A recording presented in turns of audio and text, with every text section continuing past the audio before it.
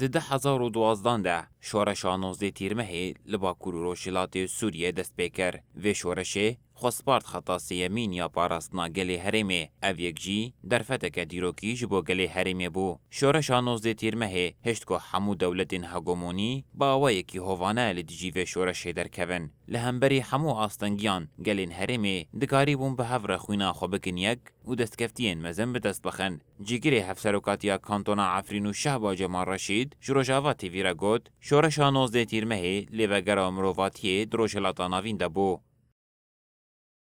شورش نوزدی تیرمه نه شورش کی یعنی گور ناوی شورش دنیا تبایی بیش برگو یعنی هدف جی آلمان جی نه خراب کردن دولت کی و آوا کردن دولت کی دبیو نه شورش نوزدی تیرمه لیوگرین انسانیتی دهندر رجالات ناوین تبایی داد دست پیکاوی جندر سوریه داد دست پیکی جناب مکرده داد دست پیکی فشبر و گرینگی کی وی پرگران هبود هندر منطقه ده.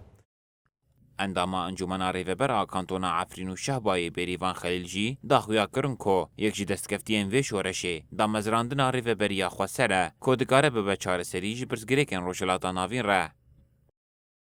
نوع اوقاسی کاوس داد نوع اوقاسی آلوزی داد نوع اوقاسی پرسگریکن کو سوریه جیان دیگه ریوبریا خسر مدل گنو پیشکشی جواکا خا کر جواکا خا همبیز کر جوان خا همبیز کر به همو یعنی رنگا به همو پیکاتن هر تشت همبیز کر و جهمی یعنی دست که از بیجم جهمی گلن لسوریه جیان دیکن لرجلات ناوین و بگیشتی جل همه جهان اثبات کر کو اف مدل که نوع مدل که کو آنجا بکار ببعد چارەسەریه.